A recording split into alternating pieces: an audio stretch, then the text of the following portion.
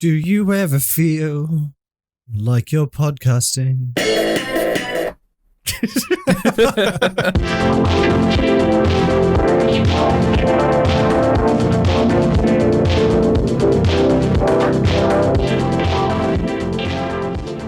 One, two, three. Doplex, can you lead him in? Oh yeah. I definitely can. Let me make sure. Okay, just make sure I'm recording.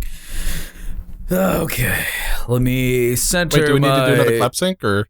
No. I was making sure I was recording, and I am. All right, let me center my chakras here. Let me get ready for this podcast episode. Hello, everybody, and welcome to another episode of the First Podcast. We're here today with Ross Scott. Ross, go ahead and start the episode for us, if you don't mind. Sure. I don't even remember what the context was or anything, and there was some music playing earlier, so I'm almost imagining this is like an old, like, kind of 1930s, like Vincent Price introducing this as like a scary tale. So. It'll be a scary tale, trust me. That's just every episode. You will be shaking in your britches. Britches isn't a 1930s term, I think. I think that works. Yeah. What are anyway? Doesn't. Welcome, Ross. Thank you. Okay, so I wanted to bring this up because this happened to me the other day, and it was really weird. Okay, wait, should we introduce the guest first? It doesn't matter. Oh, hey, yeah, okay, all right, Ross, introduce yourself, bud. Tell us a little bit about what you do and who you are. Okay, I'm Ross. I make videos on YouTube. I've kind of bounced around to different things. Probably the most famous thing I've done is Freeman's Mind, where I play through Half-Life and just voice all the thoughts of Gordon Freeman, silent protagonist, and try to make it as entertaining as I could. If you have not yet submitted your identity to the retinal clearance system, you must report to Black Mesa personnel for processing before you will be permitted into the high security branch. Yeah, high security. System. That's why we leave armed missiles lying around for everyone to check out. I've also done random kind of machinimas, most of them in the Half-Life 2 engine, Civil Protection, and I also do kind of somewhat surreal game review show called Ross's Game Dungeon, and I'm hoping to eventually get kind of a 3D animated movie made that I'm working on off and on. So, really? I don't know if I'd recommend watching my stuff, but I'll definitely promote the movie once it's finally done. So, yes, please. All right, that's awesome. Now that that's over with, I want to get back to my story. Okay, so. So, okay, I was on break at work, and I was looking at my water bottle, and I saw that it had a kosher label on it. And at first I thought that was like kind of dumb because, like obviously water is going to be kosher. But then I realized that like someone got paid to do that, and now I kind of want his job. Like there's some guy out there whose job is just like slap kosher labels on stuff that's obviously kosher. Like that must be a really sweet gig if you think about it. Question. What is kosher? I always wondered that. Kosher, because I see it on like pickles.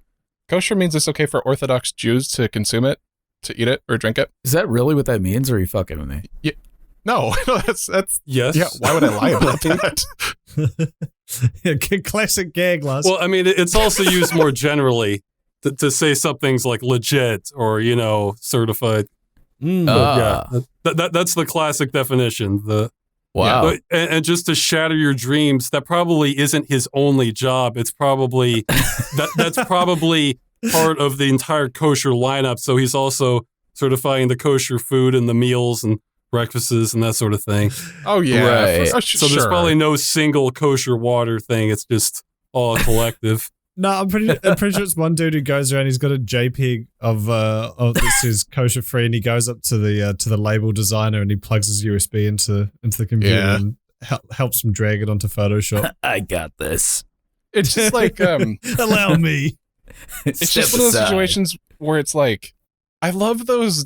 How do I put this? I love those bullshit jobs out there where it's like, you've somehow stumbled your way into a situation where you have almost no responsibilities, or your responsibilities are trivial and you're still getting paid for it. I would love to have a job like that. I don't know if the guy who certifies kosher things is just coasting through life. I'm talking about in general, though. Like, sure. I thought you were going to take it in the direction of, like when food just lies to you, like you said. Well, not lies, but just like sells itself in the wrong way. Like when candy says it's fat free. Okay. Yeah. 99% fat free. It's like, wow, it's so good for you. So it's I want you to elaborate on kosher a little bit more. So it's safe for Orthodox Jews to eat. What does that mean? Like it's safe for them to eat. Okay. So in Orthodox Judaism, and I have only a little bit of Jewish blood in me, so like I might butcher a little bit of this, but from my understanding, it's like there's regular Jewish people, and then there's Orthodox, which is like super hardcore, like very following the rules, like the kind of people who will design an elevator that is constantly going up and down again without pressing the button, because technically on it constitutes work, and they have like a day every week that they can't do work according to Jewish, like the Old Testament law. Right. Oh. Yeah, it's interpreting the Old Testament literally. So anything about, not eating shellfish or pork, like that's considered like I mean, I'm not an expert at all, but that's the idea. It's a literal interpretation rather than a more, metaphorical one of the Old Testament. I see. As much as that allows, because, I'm pretty sure there's a lot of trivial things that can amount to the death penalty in the Old Testament if you come through it. So. Yeah. Wait, so the elevator thing, that's kosher? It's just not well, kosher's for food, but yeah. I mean, you could kosher. You probably eat the elevator. You can probably eat it and you're fine according to Jewish law. But no, I just said the comedy of the situation is that, like, obviously water is going to be okay for Jewish people to consume. So I don't know, man. Why do they need to label it? Have you ever had Dasani? No. Oh, my voice just cracked. That's good. That has pig blood in it, so that makes sense. Actually, that one's not kosher. I called Dasani.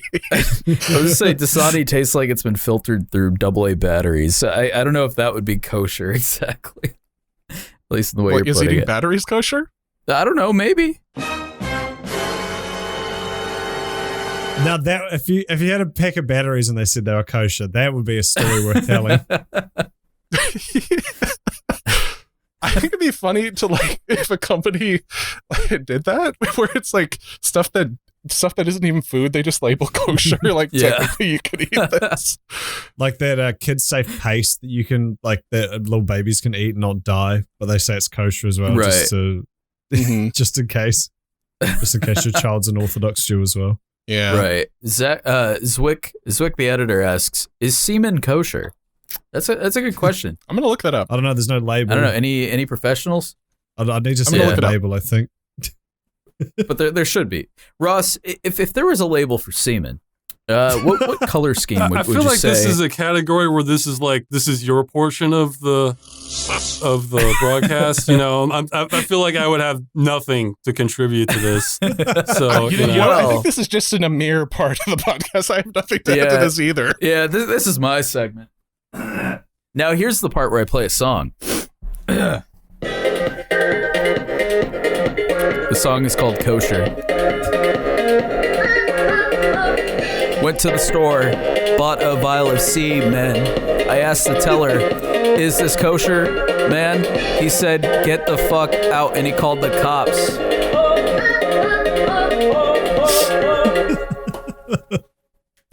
Thank you, Doplex. Okay. Yeah, no problem. So, I mean, I have a lot more topics to talk about, but I want to get this out before I forget about it, because I did forget about it before TJ reminded us.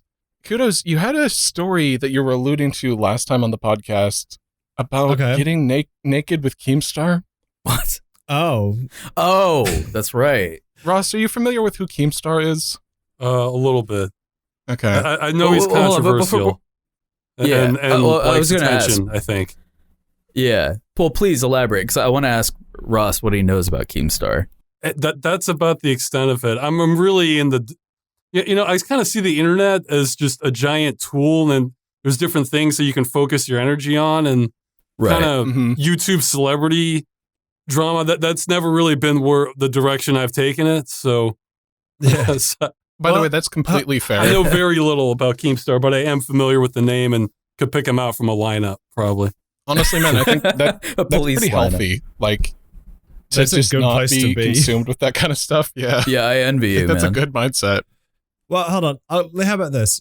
Let's save that story for when someone actively, is much more in tune with who Keemstar is, so it'll be more interesting for them to listen to. Yeah, it might be wasted on me.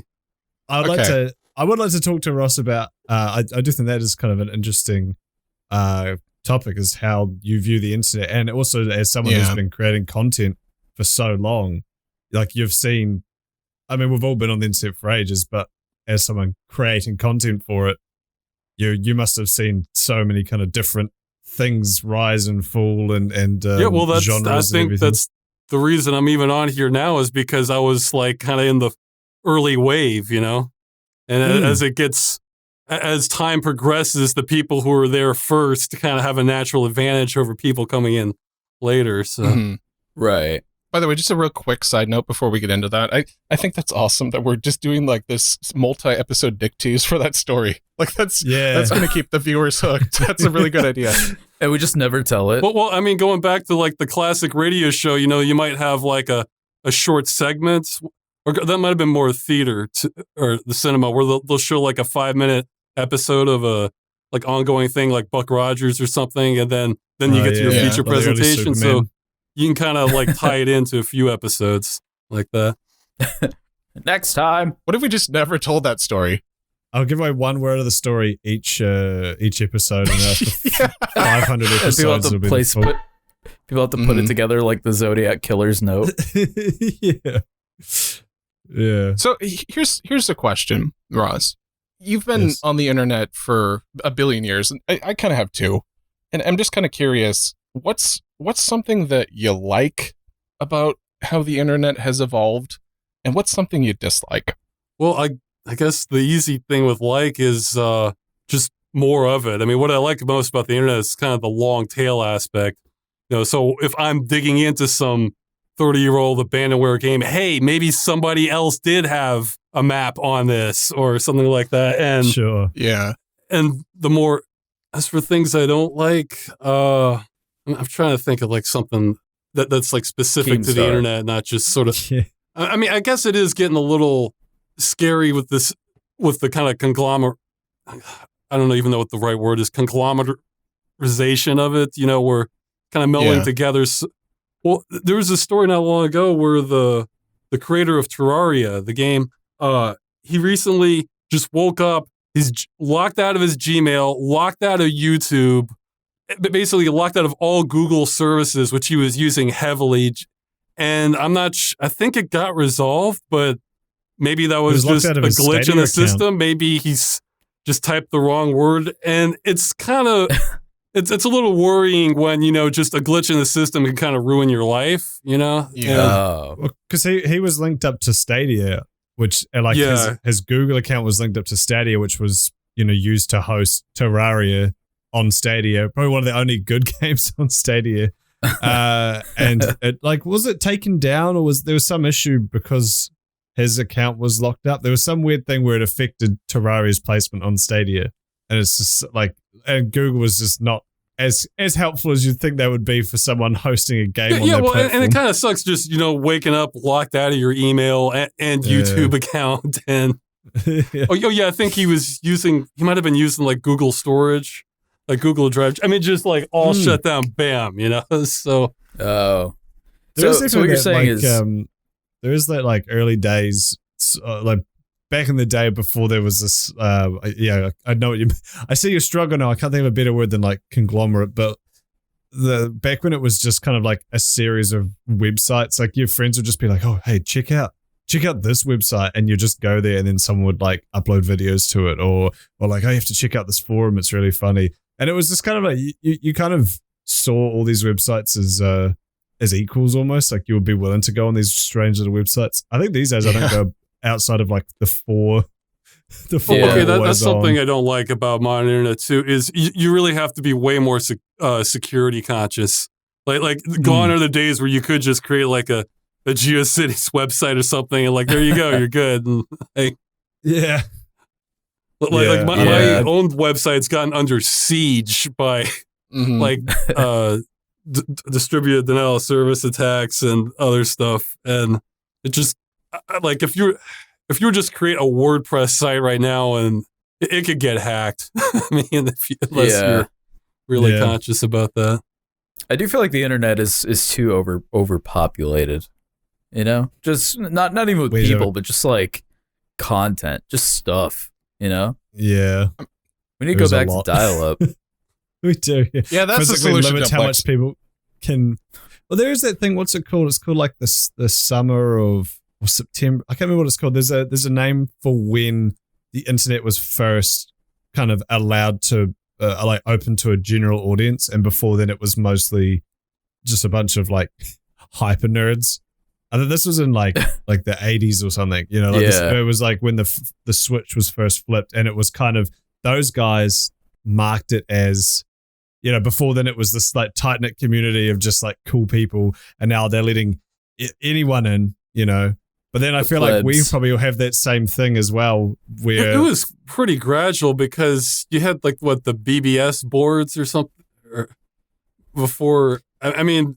There's a transition because first you had stuff like DARPANET, and then you had just stuff where you pretty much had to be a nerd to even connect to it, and then it led to like browser level on dial-up, and that's when I guess sort of the public had a taste of it, but even then it took a while to get going. It's all relative, really. Like I'm sure when the sort of browser-based dial-up stuff first happened, it was probably like a huge influx of people, and like people using AOL Online or whatever like that.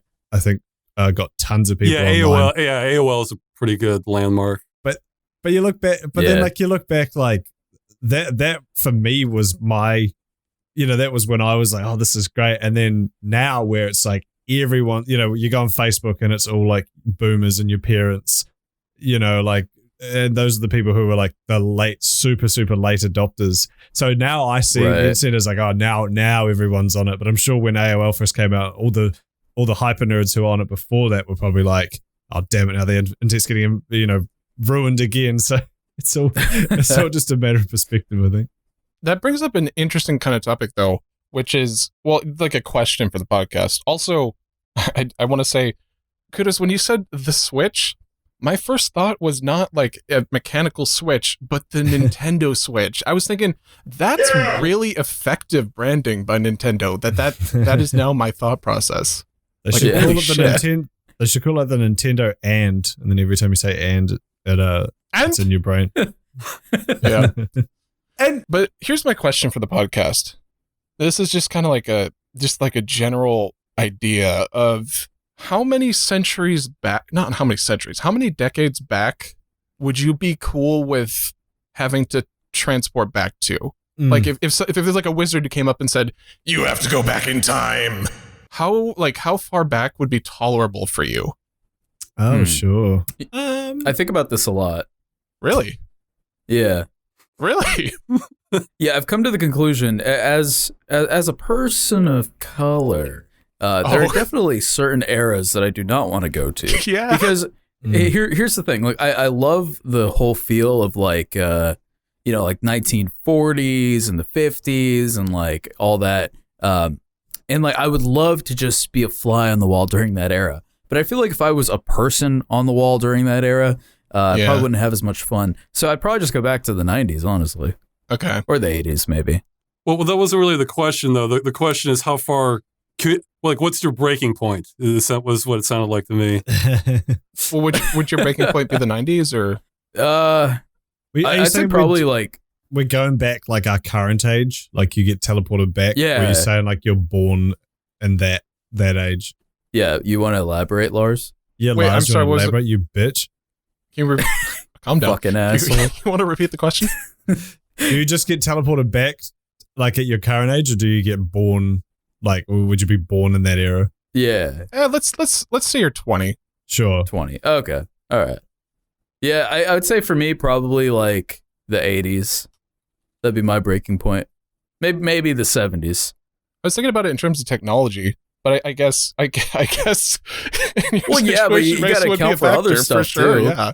No, you bring up a great point. That actually reminds me. I know that he's kind of been like disgraced now, but Louis C.K. had this bit about like how if you're a white guy and you get transported back to just about any time, it would be awesome, like for you. Yeah. So, yeah, yeah. I was thinking, honestly. Yeah, go ahead. I would say honestly, if I can get transported back in time as a white guy, I'd go anywhere. Yeah, you could go. But you know what? I don't have the same privileges as you fuckers. Well, what if you got teleported back in time to somewhere in South America, though? Oh, yeah, maybe I'd be fine. I would imagine you'd be fine. We would be the odd ones out if that was the case. Right. I'd probably want to avoid World War II, and be nice to have a polio vaccine too. Yeah, that would be useful. Yeah, Ross. What if you could take the polio vaccine with you? Oh, okay. Well, you got to put it in your mouth and then you hop in the machine. I mean, I like technology, but I mean, I could adapt. Still would want to avoid World War II. or any of the world wars, really. I mean, Vietnam as well. You could go back and start a World War Vietnam, I remember hearing stories about like the Vietnam ways to get out of that. Like they're actually selling books of like medical things you get discharged for. Actually, for Vietnam, I've heard of one where obscene tattoos you could get, and one I heard of was getting fuck you tattooed on the side of your hand. So when you made a salute, it had like fuck you like right across down the center. So that's sick. So that's one that's not like too invasive in your normal life, especially if you wear gloves. But yeah, you could probably get out of Vietnam. But yeah, well, they cut your hand off and then make you fight anyway. Well, just with nubs. No, you have to go older wars for that. Yeah, sure. It's interesting because like my original thought on this was like, how shitty of the technology would you tolerate? Like going back in time, like would you go back to dial up? Would you go back to no internet and stuff like that? But yeah, there's also something to consider where it's like, if you go back a certain amount of time, then you have to start factoring in diseases and stuff that don't have vaccinations at that point. Yeah, like if you go a certain distance back in time, you hit like the plague and stuff like that too. It's like when you're like, oh, if reincarnations are, I'll be reincarnated as like Elvis or like Obama or something. But then it's like, no, you'd probably just get. If we were like, I'd be born in the 20s, you'd probably like just get polio and die. So well, and also the 17. Work conditions too. I mean, they're in the Gilded. I don't know if you've read The Jungle. But I mean, work conditions at the turn of the century were not great. Yeah. Yeah. I mean, we kind of take the concepts like a weekend or 40-hour work week norm, I guess. Even though that could change a lot, but even like Dopik said the 80s. I like that's like a very like I guess romanticized idea. Like as a gamer and everything, like there is so much like culture that comes from then that would be like really cool to experience at the time. But I know I'd probably play, you'd play like some of the games from the era and you'd be like, that sucks. Man, I could have just played these in 2020. Like, Well, the main thing you would get if you're a time traveler in the 80s for gaming, the main thing you would get then would be the arcades. Because then you could actually go and have I'd want to see. Yeah, you could go for the high score and have like a crowd of people around you, that sort of thing. So yeah. That's why I think the 90s would be cool. Because, at the 90s, we're kind of at the, we're getting home consoles. The arcades are still around. We're kind of getting into, like, the 3D era. I feel like the 90s would be primo. I think the 90s would be interesting just from, like, the perspective of I was born in the 90s. So it'd be interesting to see, like, what it was like to be a functioning adult where, like, I can actually properly perceive what's going on. Instead of just having this weird hazy childhood memory of it. Yeah. Yeah, because so like when you're born in the 90s, like the 90s just feels like a hazy, colorful memory. But I feel like being an adult in the 90s might be a lot different. I don't know. Yeah, it'd be interesting to get that perspective. You dress kind of weird. I feel like the fact that we were born in that era, though, means we might be romanticizing it a little bit. Like, that's what I mean. Like, I want to see like what was it really like? Yeah. Well, I was a teenager then. Sure. We could ask you. How was it? Ross, tell us, what was it like being a teenager in the 90s? It was pretty good. No, I'd say it's not completely romanticized because there was a lot of kind of creative cultural stuff too. One of my all-time favorite TV shows is from the 90s. It was late night on MTV. It's called The Syphil and Ollie Show. And it was hosted by sock puppets, and they would just play various music and have interview with guests. And their guests could be just anything. Like at one point, they interview Mars, the planet. Another one, they interview this rock guitar guy, and all of his dialogue, it's some sort of trick you do with electric guitar where it sounds like the guitar is playing his dialogue. I'm sure if somebody plays guitar, they know the trick I'm talking about. So it's like, hey, man. And it sounds like it's the guitar saying it. And sure. The cool thing about the 90s is that there were kind of less rules for things creatively. We're still, like you mentioned, games, and like with games and television, we're still figuring it out. So you would see a lot more like weird creative stuff, where now it's there's still plenty of that on the internet, but for like more mainstream channels, it's much more of a business operation rather than figuring out what works. Or, well, I mean, I guess one test you could do is compare like top music from like 80s, 90s, and then 2000s and onward, and see what do you like more. You know, pick the 5 songs. I mean, like movies and everything. Like the amount of sequels, I definitely think. Or less original ideas after the 90s really kind of blew up. Like that's when the industry realized like, oh, we can get an easy return on investment if we just do a sequel. Yeah, I mean, there is that, because it's like you can be cynical about it like that, but I also think that probably since we've been doing movies for 100 years now, that we're starting to run out of ideas. Like I don't know. Yeah. I don't think we probably run out of ideas. I think there's plenty of ideas, but the thing is, the system, you're not going to get those ideas produced, is what's going to happen. Right. Mm-hmm. Yeah, that, and I feel like a lot of these companies, speaking of the 90s, I feel like a lot of these companies kind of bank on nostalgia a lot, because, I mean, not even just movies. Obviously, movies, you got like TV shows. A lot of these companies reboots lately. Reboots, and like they're bringing back like junk food from the 90s, just like anything to sell you your childhood, because it's weird, like nostalgia is like such a big seller no matter what it is. If it's like something that brings you happiness, when you think back, oh, when I was pissing and shitting my pants, I used to eat 3D Doritos and now they're on the shelves again. Yeah, I just saw them on the shelves. I've been going ham on those since they brought those back, and it works. It worked. It worked. You played That's my right point. into their hands. That is my point. Selling nostalgia is like the fucking secret weapon of our current day and age.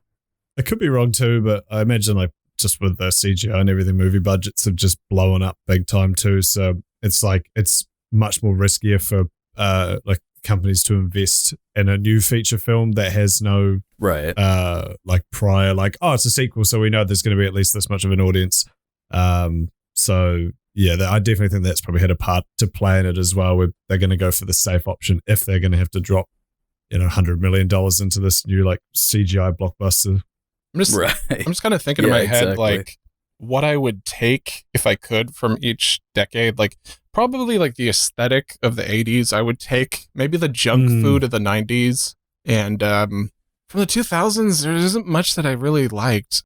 2000s were awesome. Are you kidding me? That's interesting for me hearing this, since I'm a little older, because I had the same thought. I was thinking, well, what's distinctive about the 2000s? It's like, well, yeah, I guess auto-tune kind of took off then, but that auto-tune, I'll take auto-tune. I just want like the internet culture, but that's more like you can't really take that. Like that's like a collective idea, as opposed to like here's some Crystal Pepsi that I brought with me in the time machine. I do miss that whole like those early days, like Newgrounds and even like early 4chan and shit. It was a vibe. Yeah. Yeah, that and like early like online games like Habbo Hotel, RuneScape. Oh man. Classic. I mean, like, I've been binging Classic WoW lately because I'm a simple man. And that's such good nostalgia bait. Wasn't that also kind of the era of there was a very specific kind of raunchy comedy movie that was coming out in that era? Oh, yeah. Like not the whole like Pie and the 40-Year-Old Virgin and that kind of stuff. There was a lot of comedies. The Scary Movie and all those. Yeah, comedy was in a like not necessarily a good place, but in an abundant place, I guess. I can't really think of any comedies that have come out recently. No. Well, they certainly have. I just they're just so unforgettable. Yeah. Like Step Brothers was like such a funny movie at the time, and like the Hangover one and everything. Like there was the first Hangover. Yeah, the first Hangover. The other ones were okay, but like there were so many funny comedies back in the 2000s. I can't really think of many since. I guess it's like the internet's just so much funnier. Yeah, comedy's one area where you don't need a budget and you can go head to head with the very best Hollywood has to offer. If you have good writing. It's funnier if it's just some budget guy on like a webcam instead of like some like amazing fucking $50,000 camera recording, with like all the lighting and everything. It almost seems kind of try hard compared to like also just like growing up on the internet. My sense of humor is just ruined. So like I find more fun like humor from like screeching noise played over some like abstract clip than I do from like a cleverly written joke in a movie. Yeah. Or a fart with extra reverb played over XXX Tentacion. Oh god, that is the funniest video on the internet. It was like Will Ferrell can't compete with that. Or maybe he could. Maybe he could. I don't know. All the comedies I've seen, like that Holmes and Watson one he did with John C. Reilly is fucking awful. But like, we've talked about that many times. My favorite Will Ferrell performance. If you want some redemption for him, check out the movie Old School. He was good in that. Yeah, Old School's great. His performance was quality in that. Also, he was surprisingly good in Stranger Than Fiction, which was not a comedy. Yeah. Oh. John C. Reilly's great as well. He's like just him on fucking Tim and Eric. It's the funniest shit. Check it out. I think that Will Ferrell and John C. Reilly are very funny, but they just keep getting typecast in these dumbass like Will Ferrell kind of movies, and it's just like I'm screaming. Yeah. Yeah, if you don't want to watch the movie, everybody look up the tranquilizer dart scene from Old School. It's probably the best video you'll see all day. So. Yeah. Yeah. So I also did like him in Zoolander. Zoolander was a great movie. That's right. He played the he was the action head. Or yeah. I hear the sequel to that movie sucked. It was fine. I haven't watched it. I haven't watched it because I heard it sucks. Again, sequel. I feel like Zoolander is sort of like a good, like sort of average for comedy. You know, it's not, well, for me, like the funniest thing I've ever seen, but I don't like regret what I've done with my life watching it, you know? Yeah, exactly. It wasn't atrocious. It was just like, okay. Like the first one was so funny. It's like a good baseline for like, okay, 5 out of 10. That's a good way to put it. But the first one was so good. I think that was the thing. Is like obviously you're going to compare the two, and that's just. Well, like, I think he's talking about the first one. Are we talking about the first one? Or are we talking about the second one? Okay, this may sound like blasphemy. For me, they felt kind of similar, but. Oh, sure. Okay. Yeah.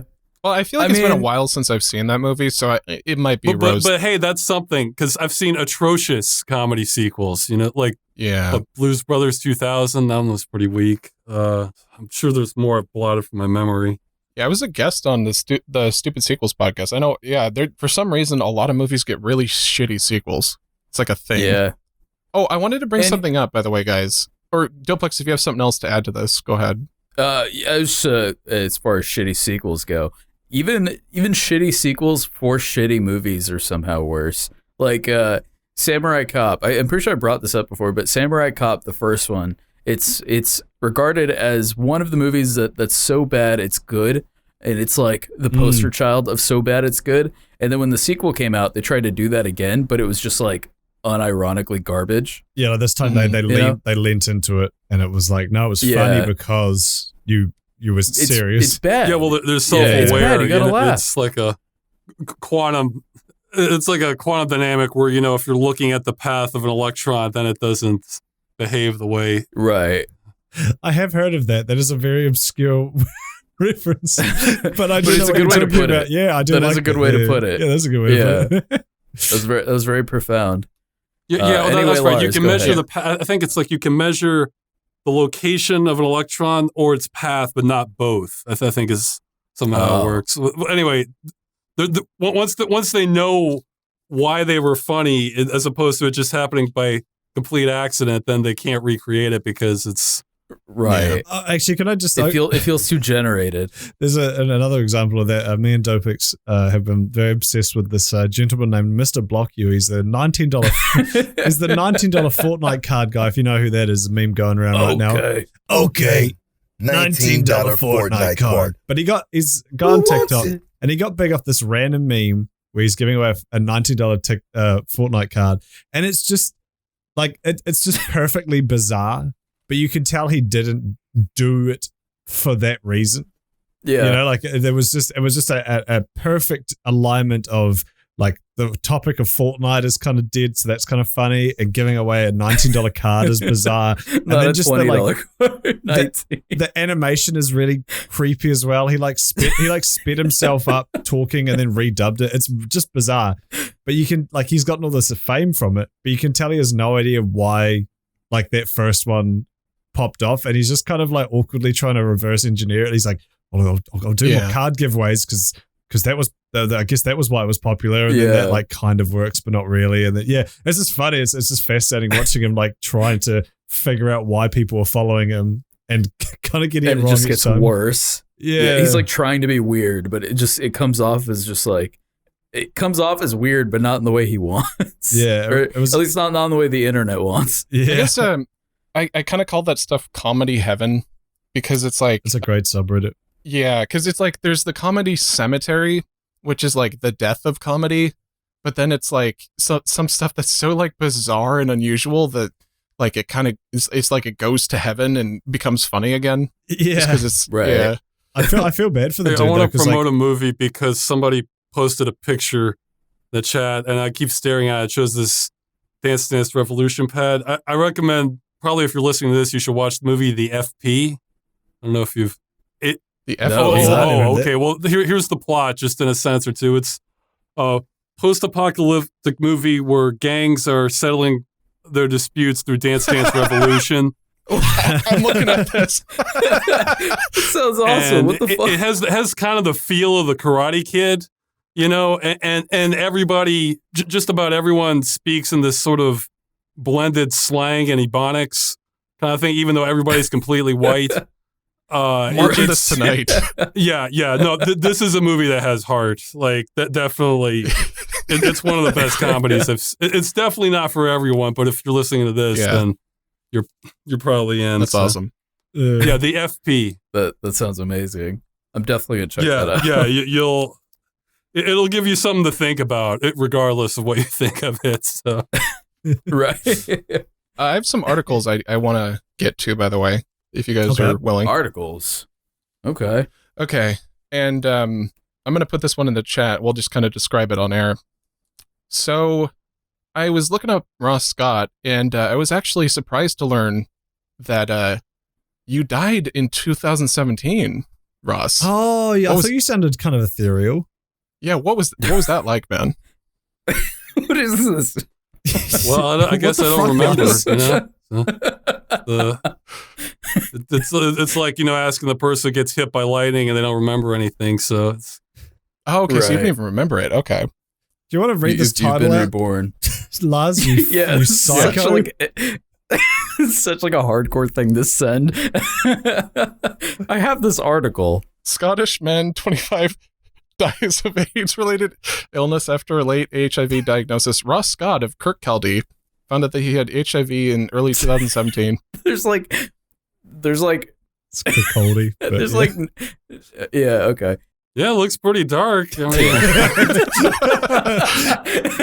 I just thought it was really funny. Like sometimes when you look people up, like someone else has that name, and it's like a very like a bizarre or like morbid thing happened to them.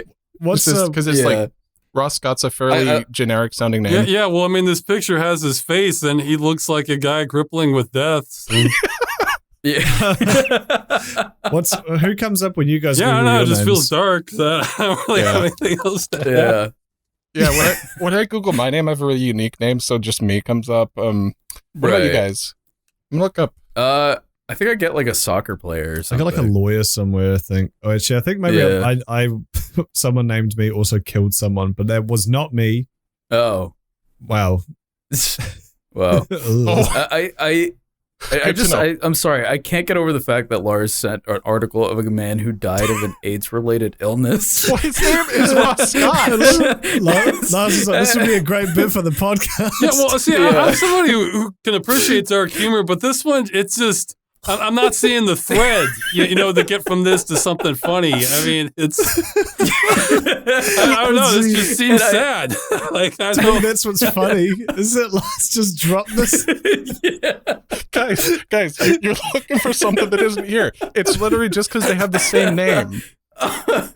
Like, his name was Ross Scott. Like, I didn't elaborately think out how to do a skit from this or something. I know, that's why it's funny. Okay.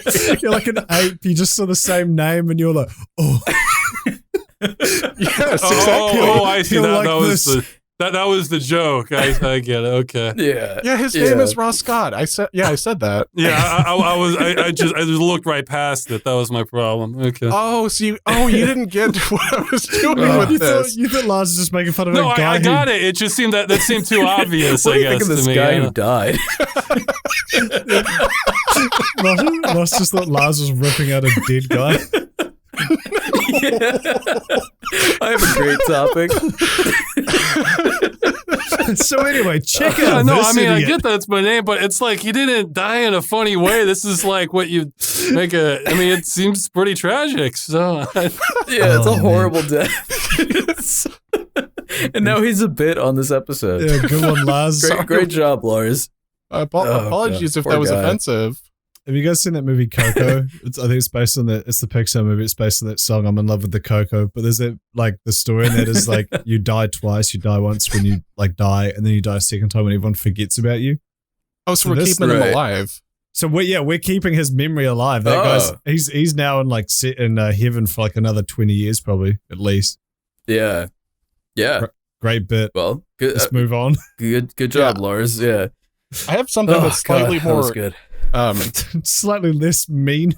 I wasn't trying to be mean. Well, no, I don't a little feel less like morbid. It was me. It's just I'm not wondering where you wanted to go with it. It's so funny. I guess I didn't really think it through. Lars just has a manila folder of obituaries. Next up, here's some child poverty stats, and I feel like what else you gonna lead into? I mean,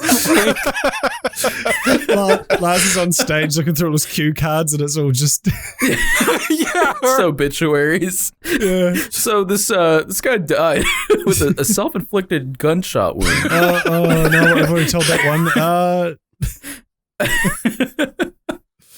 All right. Oh God. I have another article, which is a bit more. It comes from a dark place, but it's more uplifting. It's a positive story. Okay. This isn't related to anything. This is just something I was going to bring up on the next episode because I read about it and it was fascinating. Which is that apparently back during World War II, I was hoping I could bring this up when we were talking about World War II back then, but I'll just bring it up now. Apparently, Monopoly was used to free prisoners of wars from Nazi Germany. I thought that was really interesting. So the board game? Yeah. So what they did, people were saying in the chat, wait, what the fuck? Yeah, this is actually kind of cool. So what they did is basically, this is going to sound weird, but the Nazi Germans actually did follow the Geneva Conventions when it came to their prisoners of war. Okay. Because they thought it would make them look bad if they didn't. Which is maybe focus on the PR. You've got other PR disasters you should probably work on first. It might have been uneven too. Like I remember hearing about with the show Hogan's Heroes, there was some information about the actual Stalag that they had, and it sounded like it was just kind of starvation conditions for the prisoners of war. So like a lot of bread might literally be mixed with sawdust and stuff like that. It was rare that. So I mean, I guess that wasn't.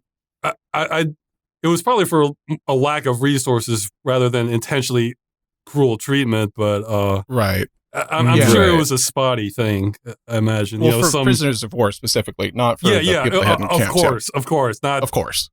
Concentration camps, but to continue the story, it was really interesting. To derail it. Oh no, that's fine. It's interesting to talk about. And so should have played Uno. Well, so what ended up happening is basically, you guys know the Red Cross, right? Yeah. Okay. Yeah.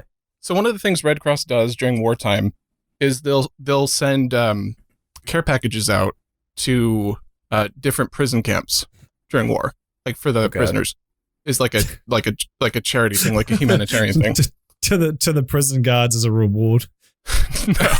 Good job. And they were happy to take them. And so what ended up happening is they made Monopoly kits, but they snuck tools in them and like maps and stuff and like lockpicks and these things. Oh. And it actually helped, apparently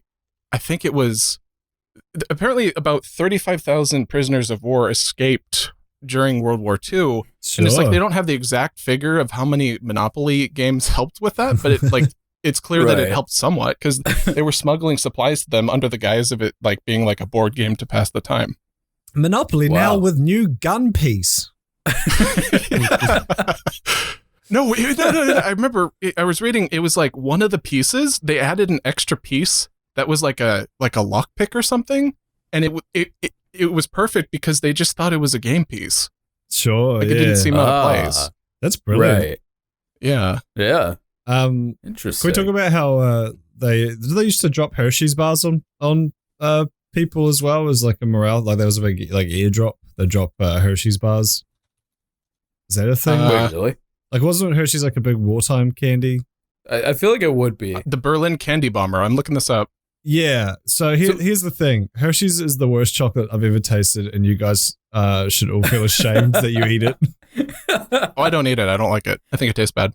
Okay, good. So me and Lars are on the same side. Every American I talk to is probably tastes better if you're in a prisoner of war camp. Yeah. If you're a prisoner of war, you take what you get. Yeah, it probably tastes a lot better then. But I know most Americans I talk to enjoy it regardless of the fact that they are not in a prison camp anymore. Hold on, I'm getting a call. You mean they just eat it willingly? They just and it tastes it tastes like sick. It tastes like baby sick.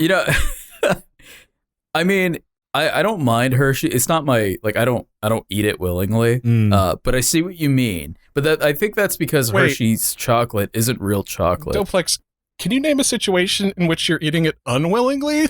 Like you're being forced to gun in my head. Yeah, I had that thought too. Yeah. Yeah, gun in my head. You eat this chocolate bar, and then it turns out to be the guy's shit. Well, that's not Hershey's then. That's shit. Your business, Bucky. I think you misunderstood the question. Doplex TV. Anyway. Well, yeah, you can't get Hershey's bars here because they're universally hated. The only ones you can get are the cookies and cream ones because I guess those ones taste. Those ones are good. Those ones taste slightly. Those less ones are good. But I just find it funny they've only got the weird like alternate brand version. You can't just get base, just standard Hershey's. Here's the thing, and I know it's going to sound weird on surface level, but I think if Hershey marketed a non-bile version of their bar, it'd probably be much better. Because I think they use bile in it, right? Yeah, they use lactic acid to preserve it. Wait, what? The fuck? Which is why it tastes like sick. Because it's but you guys, well, not you guys specifically, obviously, because you also have taste. But I think a lot of people in America just grow up with it, so it's just that's just what it tastes like. But if you grow up somewhere with the chocolate that actually tastes good, then I've read the Subway bread is made using the same method they used to make foam mattresses for exercise. We talked about this. Okay, you already yeah. Okay. Yeah. Yeah. No, it's a good, and I think the conclusion was that's kind of just everything. It's just like similar ingredients. Yeah. And also that they stopped doing that. Oh, right. Well, what's the newest? I feel like we always end up talking about Subway on this podcast. But what's the new thing with the tuna? Right, of course. Oh, wait, let me play some music. This episode is brought to you by... Gonna have to cut this bit because it's not actually true. Just eat it. Just eat. Consume. Anyway. What were we talking about? The tuna. What's in their tuna? That was like the newest thing. Yeah, they figured out that the tuna was actually just chickens that they drowned because they figured that would make it like fish. Right. That sounds way too dumb to be true. There's no way that's true. It's not. I don't know. Okay. I don't know. What is it? Can you imagine if it was, though? They just fill it with salt water. There was leaked footage of the tuna processing factory, and they killed the tuna by punching them to death. Yeah. Jared Fogle. That reminds me of that one episode of the In-Betweeners where they punch the fish on the boat. It's so funny. Yeah. Great show. They freak out. They don't know what to do, so they just punch the shit out of it. It's a good show, guys. If you don't know what we're talking about, go look it up. Yeah, don't watch the last movie. It's not very good. Anyway. So I have a question for Ross. Hi, how you doing? Hey, how's it going? So Ross, how is it being a creator who's been on the internet for so long? You've witnessed the Titans come out of the woodwork. You've witnessed them fall from grace. How has being a creator for this long, has it affected your creativity? Has your creativity changed at all, and or your process for creating content? The inflection you put at the end of that made it sound like this was like a submitted line here, like for an ad almost. It is.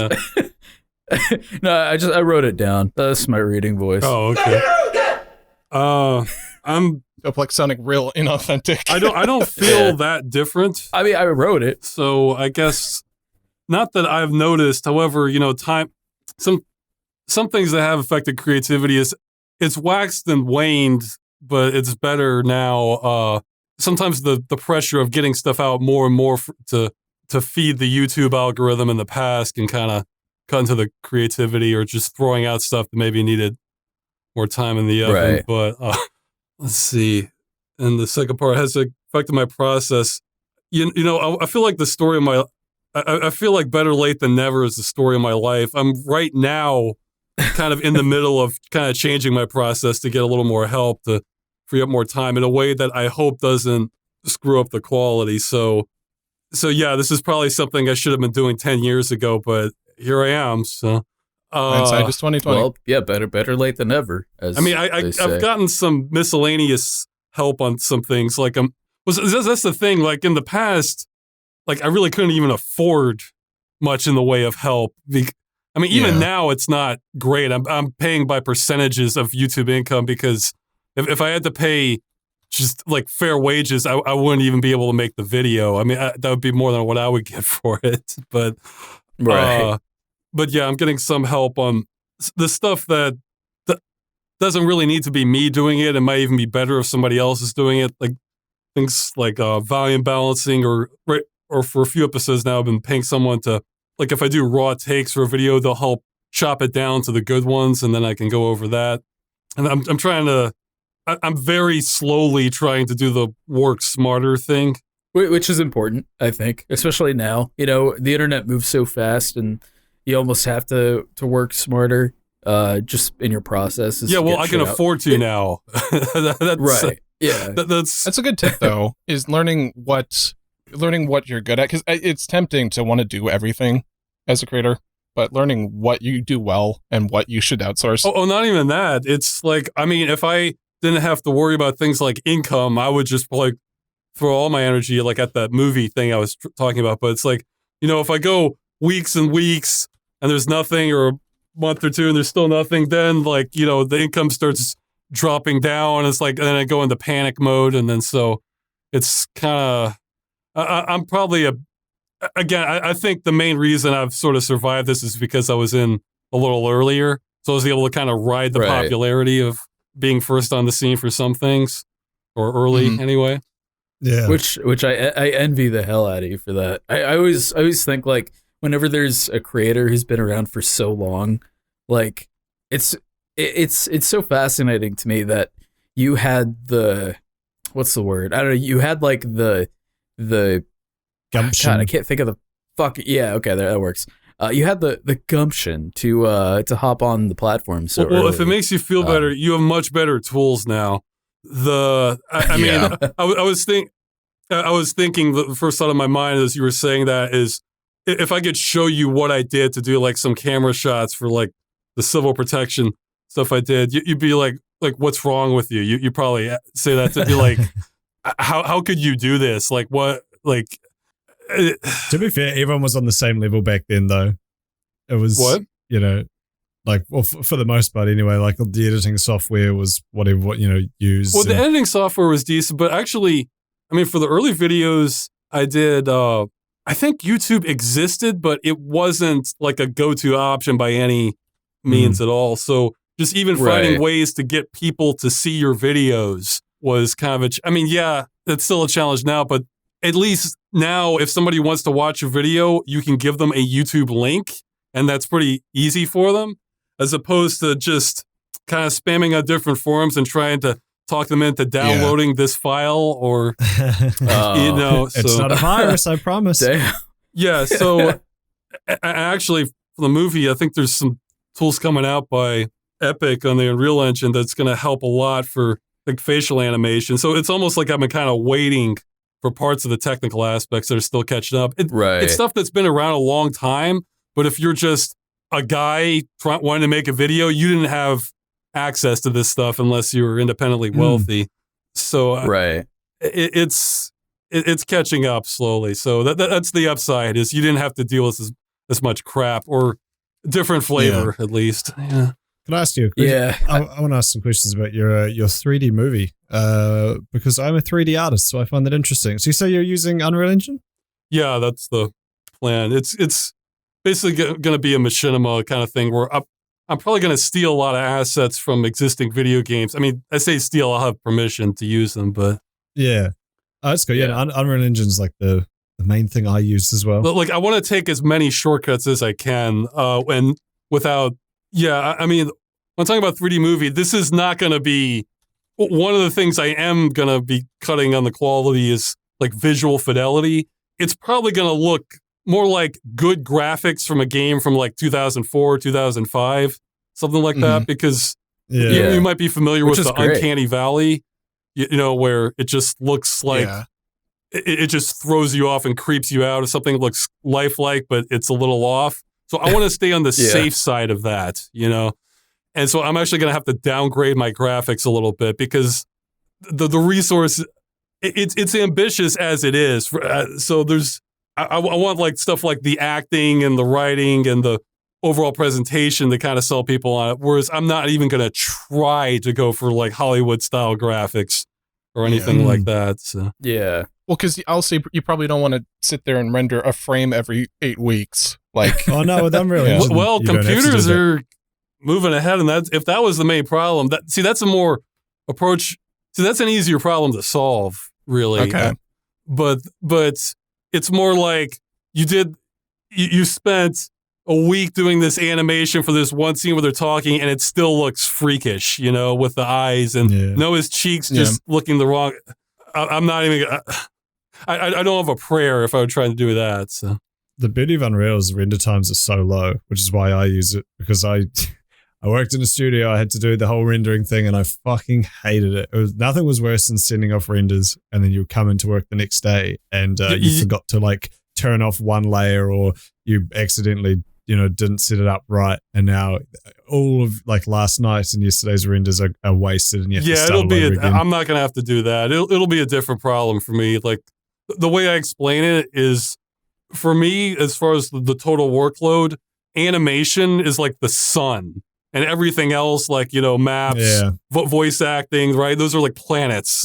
So, yeah, no, that's a good way to put it. Actually, animation is just so time consuming. Yeah, I'm going to try and get as much cheap motion capture in it as I can. So, Yeah.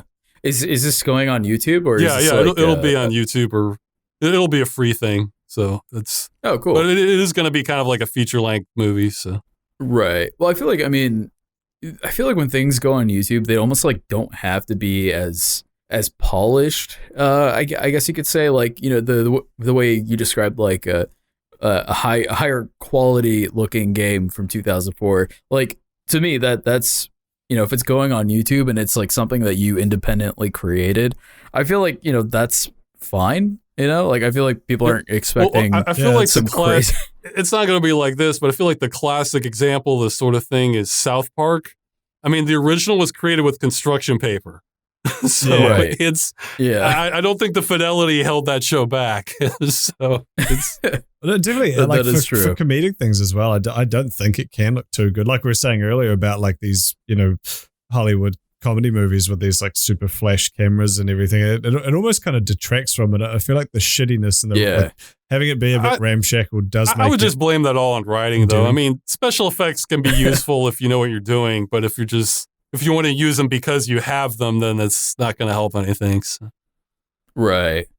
That is true. Yeah, writing is definitely important. But I also see what Kudo's saying about when things look a little bit more scuffed, then it does kind of add the comedy of it. Like animated cartoons as well, like The Simpsons and stuff. Like if it was over animated, like if it was animated like you know, Snow White or something, I feel like that would kind of detract from the humor. You know, it would kind of be a bit weird. Whereas like the shittiness of it, especially with South Park, the shittiness of it does add to the comedy. Yeah, well, with The Simpsons specifically, if you saw a comedian get on stage and he was like ripped and he was like in a suit, near like a chisel jaw, and he's like trying to tell you jokes, you'd be like, oh. But then if some like kind of guy gets on with like a beer, looks like he's been mugged on the way there. Yeah, you kind of relate to him more. That would be kind of funny though. Like now I'm thinking about it, how like there's that stereotype where stand-up comedians kind of don't have their shit together. It would be funny if there was like a comedian who actually did, and he was ripped and was in a suit. Well, it's like kind of Seinfeld, right? Like, I mean, I don't know if Seinfeld's ripped, but he goes on stage in a suit, which always seemed a bit like, Yeah, I prefer my comedians to be a little bit more on the heavier side. I'm just saying, like, I feel like there's one-off potential for humor there, for like a guy who just subverts that and that like works that into his act. I could see it, is what I'm saying. You got like Dane Cook and stuff, I suppose, who are like kind of good-looking guys.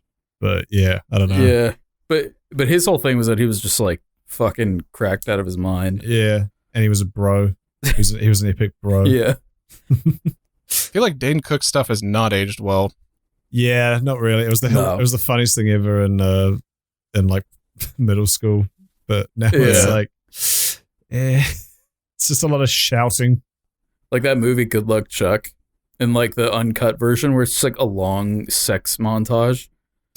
What? It's like, you don't remember that movie? No. It was like, well, the movie was about like, so it was a Dane Cook movie. He was like the main guy, and the whole premise to the movie was like every woman he has sex with, that woman will like find her true love.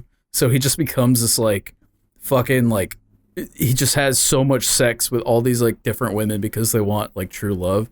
And there's just like there's like an in the uncut version, there's like this long drawn out sex scene.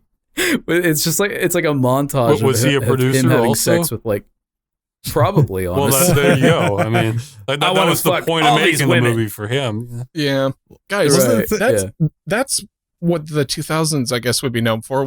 That was the era of the unrated versions of movies. Yeah. And they were all really bad. Has boobs in them. Yeah. Well, the Room was, I mean, there's obviously the very uncomfortable long sex scenes in The Room, and I'm pretty sure one of the first sex scenes with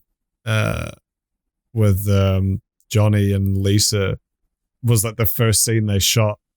He was Tommy Wiseau was like gunning for it. He's like, yeah, we have to start here. I can't wait. I always thought it was really funny in that scene where it's like, if you thought about the anatomy, his penis would be a belly button. At a belly button. I hate that. Wait, are you saying that's not how sex works? Well, I mean,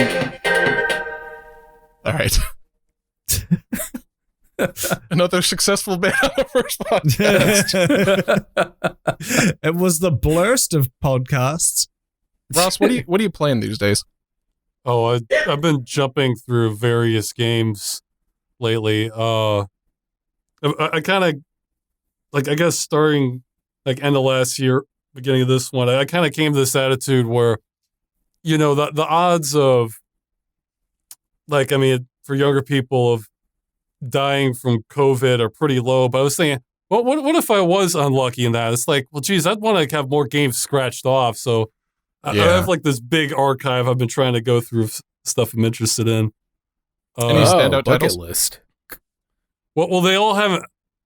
I mean, I can give you titles. Most of them haven't really been winning. Okay. One, though, is pretty solid, though the gameplay kind of aggravated me halfway through it. Yuppie Psycho. I definitely recommend watching a playthrough of that one. The idea is you're basically this like fresh intern going into just the corporation from hell, and it kind of mixes in with the occult and what? It's only like a couple of years, I think. I've never heard last year or year before. I don't know. Is it? Oh, sure. It's a pixel. Is it like an indie game? What? Yeah. Is it like an indie game? Yeah. A lot of these. Okay. Yeah. Here's the list of some that I remember. Mother Gunship was another one I tried out. Where the idea that one was okay. The gameplay kept me going on. It was the first person shooter where you're going. It's pretty goofy, but you're going through this invading force, and the idea is you have to construct all your guns from parts. And it can get pretty over the top with like what you want to fire and the balance of things. Let's see. Look at ones that are worth mentioning because I went through some. Yeah, if you just have like a third. What? Do you have like a third? Because I feel like 3 is a nice number of recommendations. Oh, for recommendations. Okay. Well, this one was okay. Again, so far these been like the mixes. I didn't know how they were going to turn out. Aquatic Adventures of the Last Human. It's kind of a sci-fi Super Metroid thing where you're underwater. Though the ending got pretty depressing, but let's see. Now, are you? I do have a question. Are you attempting to like beat all these? On your COVID I have list? like a fun threshold. It's like if I played that one through Aquatic Adventures of the Last Human. I got all the way to the end boss, and I said, no, I'm not doing this. And again, Yuppie Psycho, I got halfway, and I was like, this is not fun, the gameplay now. But then I watched a playthrough of the end of it. If the game's fun, I'll go through it all the way. Right. Let's see. I have this thing, which I don't know if you guys can relate to, because you just brought something up which has been a curse of mine for probably like 5 years now, which is that I'm really bad at finishing games. Yeah. No, I'm the opposite. Really? Okay. Because I get to this point where it's like I've played to my satisfaction, and I'll just drop it and not even bother finishing it. Sure. Yeah. Well, I feel like that's the game's fault and not you then, you know? Yeah. No, 100%. But it's like with almost every game. Well, then you just have found the right game, you know? I mean, yeah. If I like don't click at this, I guess if you count games where like you play it for like half an hour and you're like, oh, this just isn't really for me. Yeah. Like, I guess I do that as well. But like once I'm in a game, I will finish it. I guess like once I click with the game, I'm like, this is me from now on, and I'm gonna try to get as much value out of this as I can.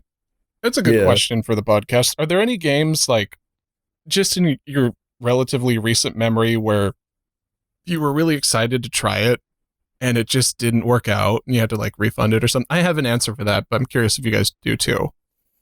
I started playing. Is it Outer Wilds, the indie game?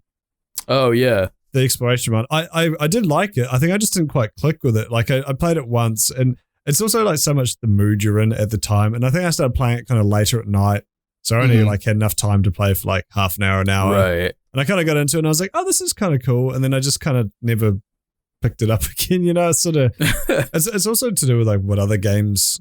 Like I often think about games where like that did happen to me, where I just stopped playing. And it's usually because another game that I was really excited for came out. And I'm like, well, I can't, I have to put this on the shelf now. And if it's a really good game, I'll come back later. But yeah.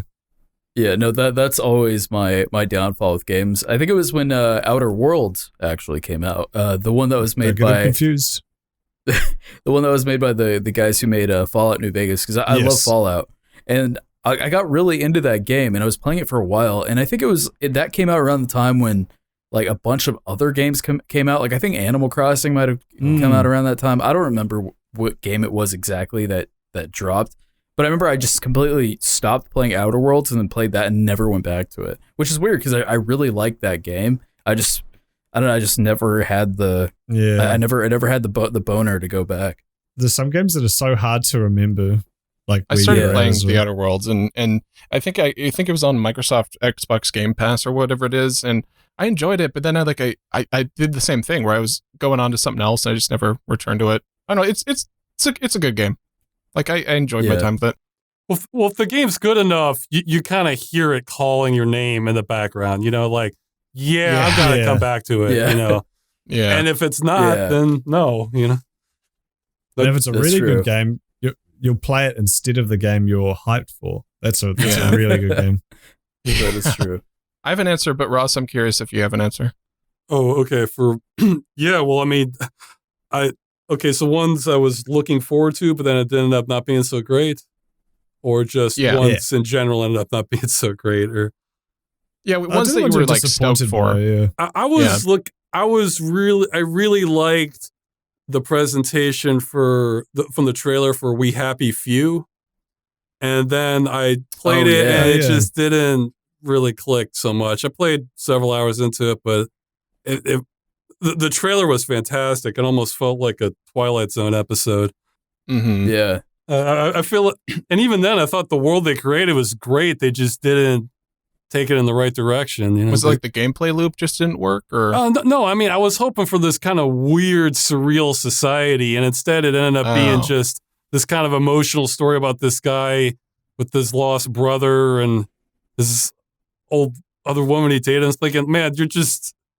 It's wasted potential is what it felt like. So. Yeah. That does remind me. Oh no, you go, Lars. It's fine. Okay.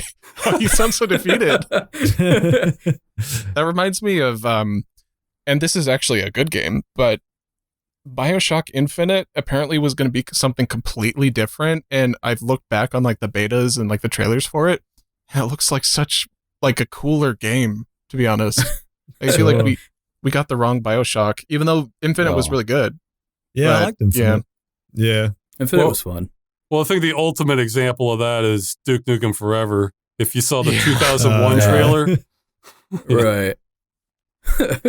I don't think anything will top that as far as what you got versus what was shown. Yeah. Right. Especially being shown for so long. I've come to the recent realization that, because I'm usually a fan of like longer games. I like games that I can play for a long time. But recently I've played like shorter games like Little Nightmares. I beat that in one sitting and it was so fucking good because of how little commitment I needed to it. It was just like a fun little romp that was like done fairly quickly. That and Katana Zero. And I think I'm a bigger fan of shorter games now, specifically because of those games. Yeah, I like shorter games now because I don't know, like I'm old enough at this point where I can justify the slog for some games, like a rare on a rare occasions if I really like an RPG them. Or something. Yeah, but otherwise I just kind of want to get through it. Yeah. My answer, and a bunch of people are going to crucify me for saying this, is Monster Hunter World. I thought that was going to be one of my favorite games ever. Everything I'd seen about it looked super cool. And I'd played some of the previous Monster Hunter games, but something about like the controls and like the gameplay loop just did not work for me. I've never played those games, but mostly just because like I don't like the armor in it. I don't like that really ridiculous like. Oh, I love that though. I think that's really, like, I like that. Cool. I like that in WoW because it's like cartoony, but because the characters are kind of realistic in Monster Hunter World, but then they've got these like giant fucking ridiculous. I don't know. It's, I have limits for my my ridiculousness.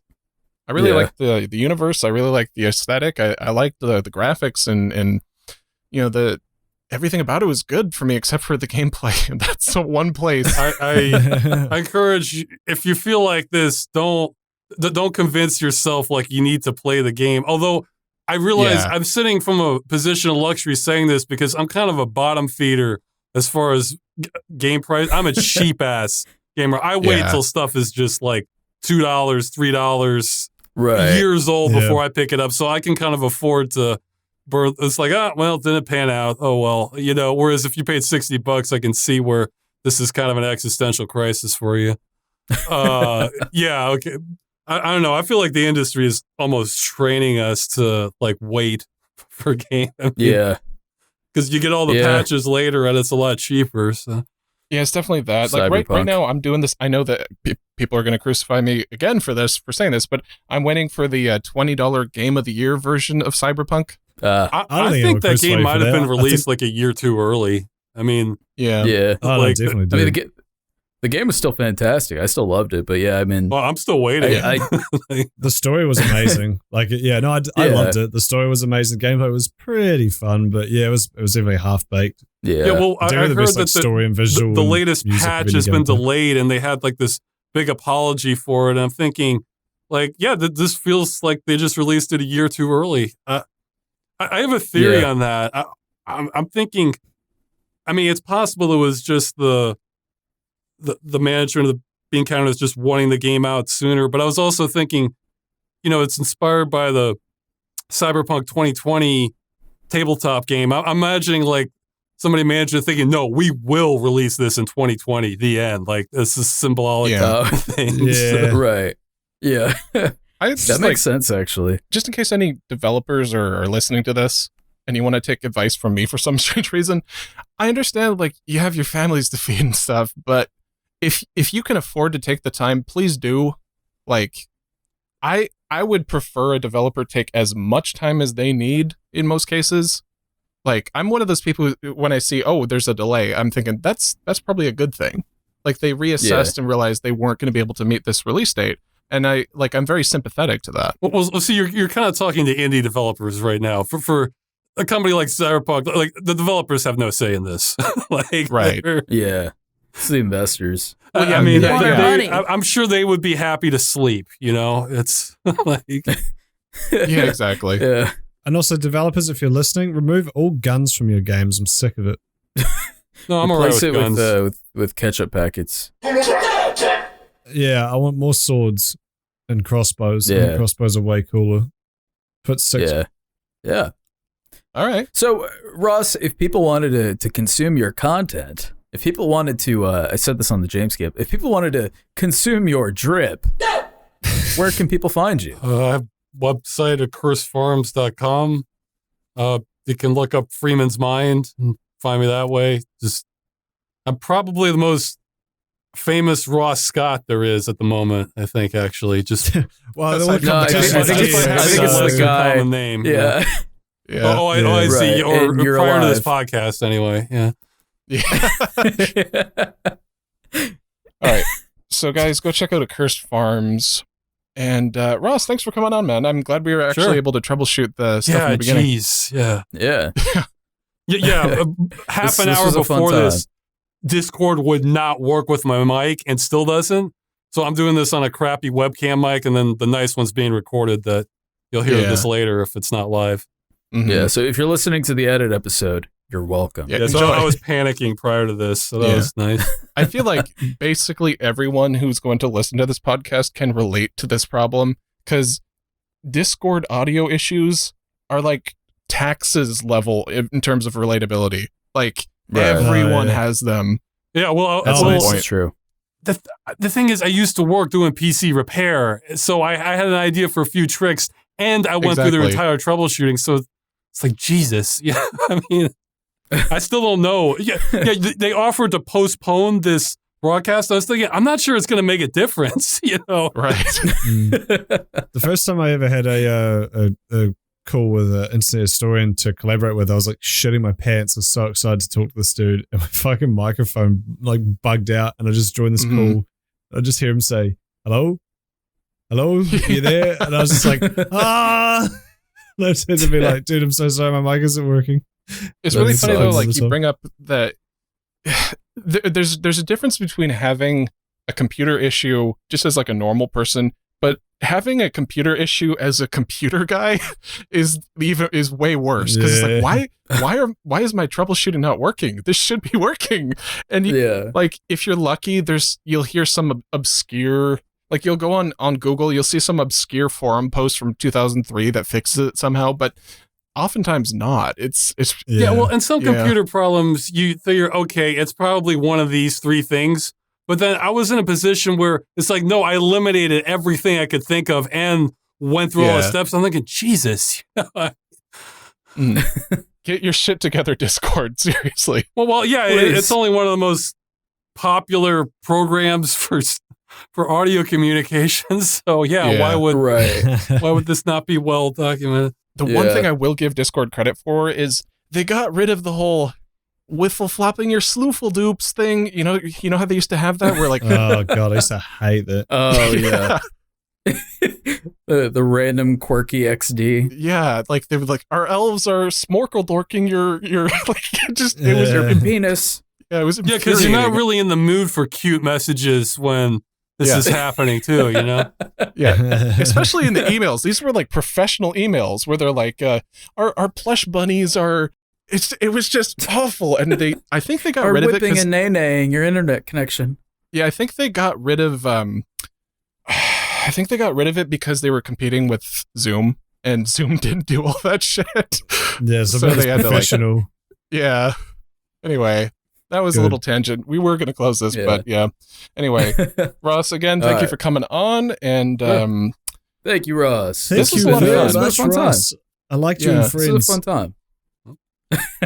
I think this was an episode that I would want to listen to as a podcast. So that's cool. Time. I want to listen to every one of our episodes, Lars. Yeah. Anyway, you've been listening to the first podcast. Subscribe on YouTube if you haven't already. YouTube.com/C/thefirstpodcast. Donate on Patreon if you want to get bonus episodes of the show, early listening privileges, a funny role in the Discord, a patron-only chat, a platonic kiss from Doplex, and more.